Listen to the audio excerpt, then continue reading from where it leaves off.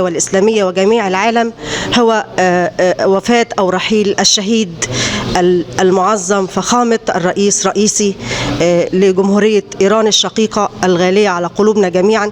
نرسل التعازي لشعب إيران الشقيق ولجميع القائمين على هذه البلد العزيزة على قلوبنا جميعا. ومعانا النهاردة السيد الطاهر الهاشمي يقدم التعازي في فخامة الرئيس رئيسي، وهو العضو المصري للمجمع العالمي لآل البيت عليهم.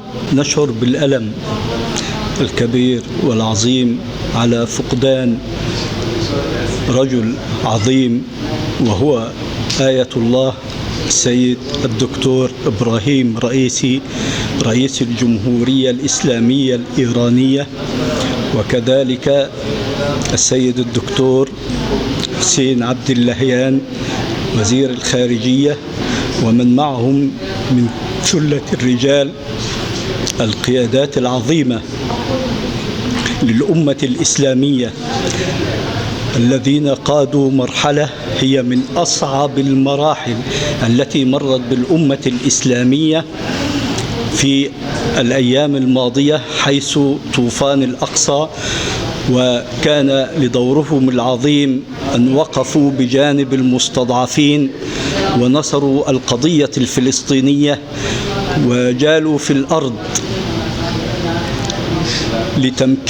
للتمكين لهذه القضية ونصرتها والوقوف بجوار المقاومة الإسلامية، فكانوا حقا ونعم الرجال ونعم المخلصين ونعم الذين قدموا حياتهم للدفاع عن الأمة الإسلامية.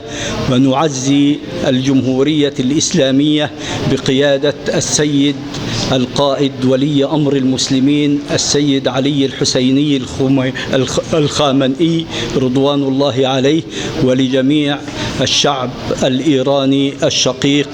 ونعلم الجميع أن هناك حزن يعم جميع دول العالم، أحرار جميع دول العالم وكل شعوب العالم على هذه المصيبة والكارثة التي أطبقت وألمت بالجمهورية الإسلامية وبكل أحرار العالم وبكل المقاومين على مستوى العالم الذين يدافعون عن القضية الفلسطينية.